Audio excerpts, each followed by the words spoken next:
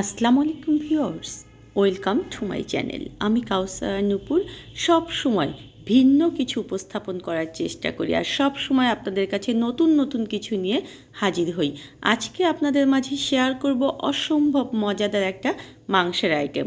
আর এই মাংসের আইটেমটা অনেকেই আপনারা খাননি। অবশ্যই কিন্তু আজকে যে আইটেমটা আপনাদের সঙ্গে শেয়ার করছি রেসিপি, সেটা দেখে একবার হলেও তৈরি করবেন বাসায়। আসুন দেখে নিই। 3 কিলো পরিমাণ মাংস দেখুন যে আমি ধুয়ে ভালো মতো করে একটা কড়াইয়ে দিয়ে দিয়েছি।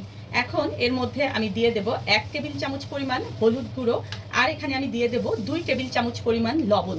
লবণটা কিন্তু অবশ্যই প্রথম অবস্থায় একটু বেশি করে এবং ভালো করে দিতে হবে, যাতে করে এখানে লবণটা একদম সুন্দর হয়ে যায়।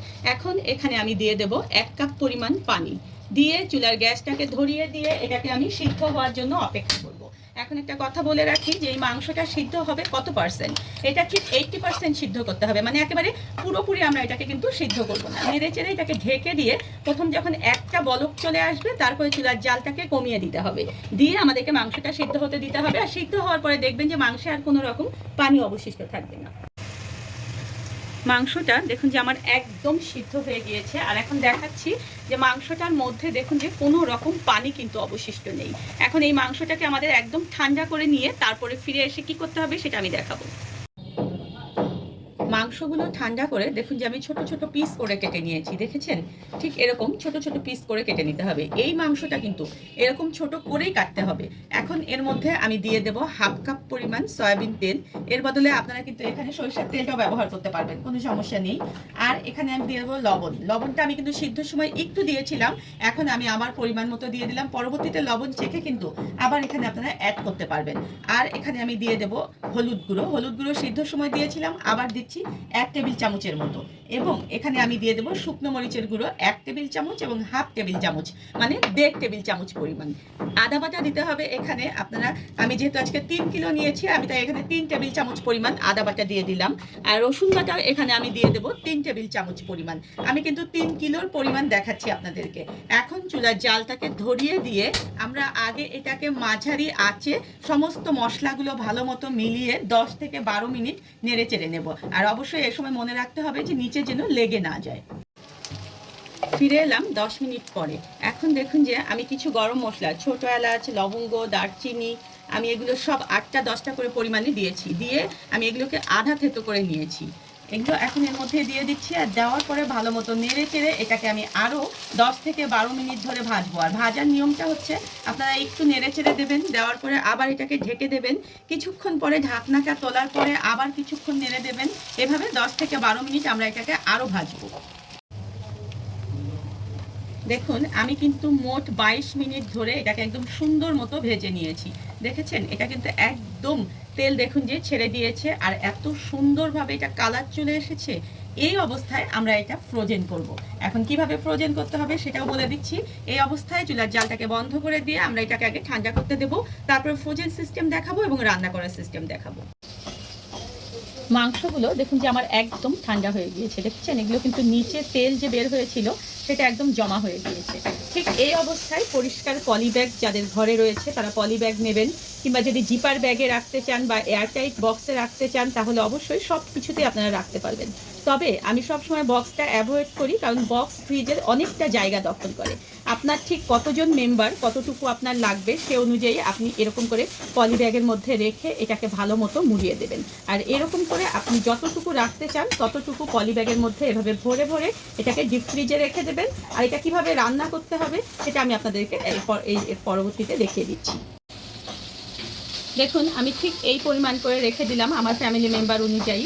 এখন এগুলোকে আমি ডিপ ফ্রিজে রেখে দেবো, আর এগুলো এখন কিভাবে রান্না করতে হবে সেটা আমি আপনাদেরকে দেখিয়ে দেবো।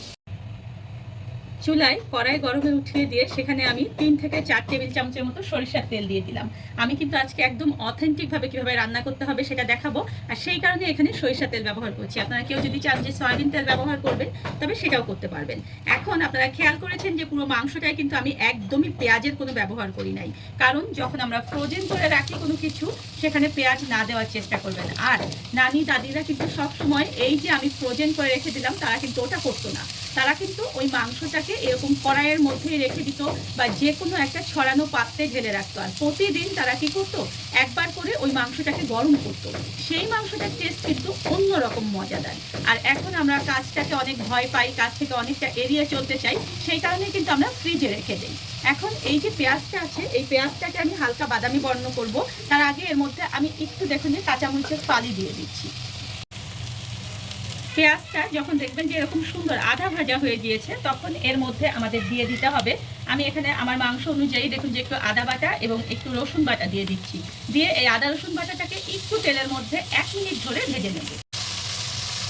দেখুন মশলাটাকে জাস্ট একটু ভেজে নিয়ে আমি এর মধ্যে কিছুটা আলু কুচি দিয়ে দিচ্ছি। আর আলু কুচির ব্যাপারে বলি যে আলুটা আমরা আলু ভাজা করার জন্য যেরকম একদম চিকন করে নিই, সেটা কিন্তু একদম চিকন না, তার চেয়ে একটু সাইজে মোটা হবে। আর আপনি ঠিক যতটুকু মাংস নিতে চান তার ডাবল পরিমাণ এখানে আলু নিয়ে নেবেন, তাহলে কিন্তু একদম বোঝা যাবে না যে অত বেশি আলু নিয়েছেন, কারণ এটা ভাজা ভাজা হলে আলুটা কিন্তু একদম কমে যাবে। এখন আলু অনুযায়ী এখানে দিয়ে দিচ্ছি হলুদ গুঁড়ো এবং লবণ। আমরা কিন্তু মাংসে লবণ টবণ সব কিছুই দিয়েছিলাম, তাই আপনারা আলু যতটুকু সেই অনুযায়ী হলুদ লবণটা দেবেন। এখন এই আলুটাকে আমি আদা ভাজা করে নেব।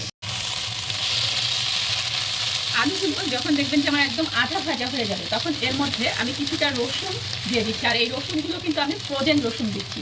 আমি রসুনগুলোকে ছিলে কীভাবে ফ্রোজেন করে রেখেছি তার কিন্তু ভিডিও আমি শেয়ার করেছি, আপনারা ডেসক্রিপশন বক্সে সেটার লিঙ্ক পেয়ে যাবেন।